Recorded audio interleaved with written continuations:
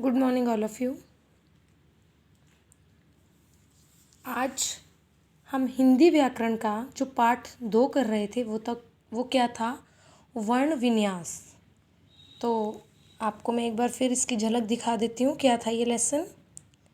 तो आज हम पहुँच गए हैं कहाँ पर, मात्राएं आपको बहुत अच्छे से ज्ञान होगा इस बात का कि मात्राएं क्या होती है। ई की मात्रा, आ की मात्रा, ई की मात्रा, री की मात्रा, ये सब क्या है, मात्राएं हैं। तो देखिए इन्हीं के बारे में करते हैं। आप स्वरों के लिए निर्धारित चिन्ह क्या कहलाते हैं, मात्रा कहलाते हैं। जो स्वरों के लिए कुछ चिन्ह निर्धारित किए गए हैं ना, उसे हम क्या कहते हैं, मात्रा कहते हैं। अस्वर की कोई मात्रा नहीं होती है। अस्वर क्या है, बिल्कुल इंडिविजुअल बोला जाता है, इसके लिए कोई मात्रा नहीं होती है। शेष स्वरों के लिए बाकी जितने स्वर हैं उनके लिए मात्रा के चिन्ह क्या किए गए हैं, निर्धारित किए गए हैं। इन्हें व्यंजनों के साथ मिलाकर लिखा जाता है, जैसे की, कु इत्यादि।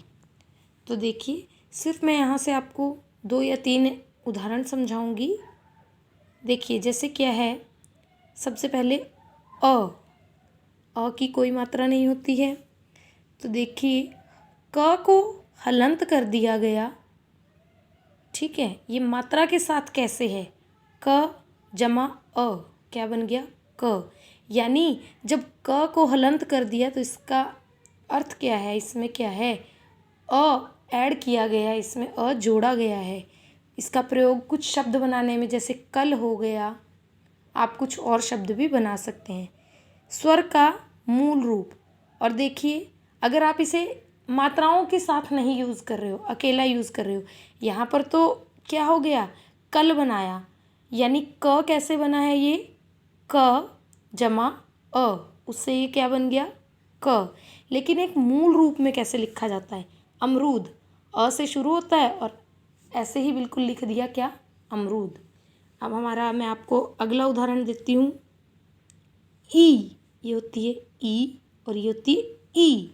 मात्रा का चिन्ह, बड़ी ई की मात्रा, ये क्या है, बड़ी ई की मात्रा। जैसे क हलंत जमा ई, क हलंत जमा ई, क्या बन गया, की। क्या बन गया, की। अगर छोटी ई होती तो आप बोलते की। बच्चों को इसमें डिफरेंस पता ही नहीं चलता है कि की क्या है और की क्या है। जिस पर ज़्यादा दबाव डाला जाता है वहाँ पर क्या है, बड़ी ई, जिसका उच्चारण करने में हमें थोड़ा वक्त लगता है, वो सम्मिलित होती है उसमें। तो शब्द क्या बनाया गया है इससे, कीमत। क्या बनाया गया, कीमत।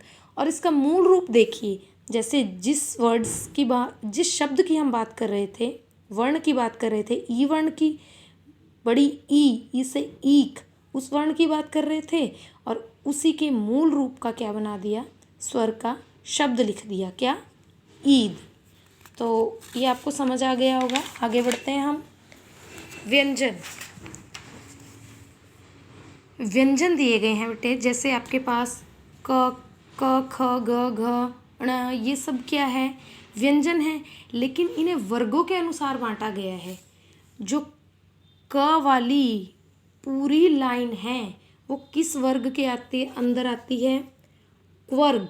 किसके अंदर आती है, क वर्ग, यानी क्वर्ग के अंदर आती है। च वाली पूरी लाइन च्वर्ग, च वर्ग के अंदर आती है। इसी तरह क्या है, इन्हें अलग अलग वर्णों में बांटा गया है। आप सभी बच्चे इसे अपनी चाहे रफ नोटबुक पर लिखिए, चाहे फेयर पर लिखिए, पर इसे एक बार लिख कर क्या है, ज़रूर अच्छे से लर्न कीजिए। आगे क्या है, व्यंजनों के उच्चारण में स्वरों की सहायता लेनी पड़ती है।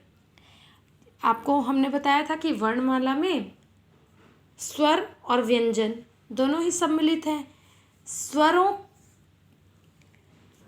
व्यंजनों के उच्चारण में जब हम व्यंजन बोलते हैं ना, तो उनके बोलने में हमें किसकी सहायता लेनी पड़ती है, स्वरों की सहायता लेनी पड़ती है। और इनकी संख्या मैंने आपको पहले भी बताया था, इनकी संख्या कितनी है, 35। स्वर की सहायता के बिना किसी व्यंजन को लिखने के लिए उसके नीचे किसी व्यंजन को लिखने के लिए उसके नीचे हलंत लगाया जाता है। स्वर की सहायता के बिना अगर कोई हम व्यंजन लिख रहे हैं तो उसके नीचे किसका चिन्ह लगाते हैं? हलंत का चिन्ह। और ये हलंत का चिन्ह ध्यान से देखिए कैसा होता है। ये रहा आपका हलंत का चिन्ह।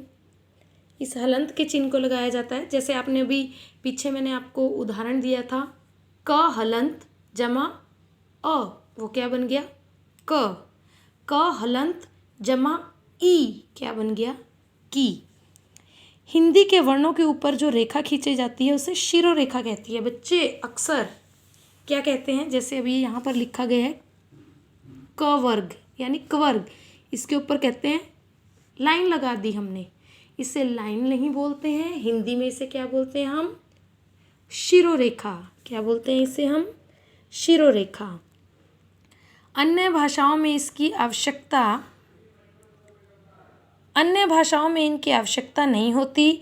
वर्णमाला के प्रत्येक वर्ग, क्वर्ग, च्वर्ग, ट्वर्ग, त्वर्ग, वर्ग के पंचम वर्ण जो इनका ये पांचवा वर्ण है, अण, ङ, ण, न, म, ये सब क्या हैं? देखिए, स्वर के बिना लिखते समय शिरोरेखा के ऊपर बिंदु अनुस्वार का प्रयोग किया जाता है। जैसे कंघा। इन वर्णों को लिखते समय, ये जो आपको वर्ण यहाँ पर बताए गए हैं, ण, ङ, ण, न, म, इन वर्णों को लिखते समय अगर हम इनसे कोई शब्द बनाते हैं तो क्या करते हैं? इनके ऊपर हम अनुस्वार का प्रयोग करते हैं। जैसे कंघा, गंगा, चंचल, झंडा, खंबा, मंत्र इत्यादि।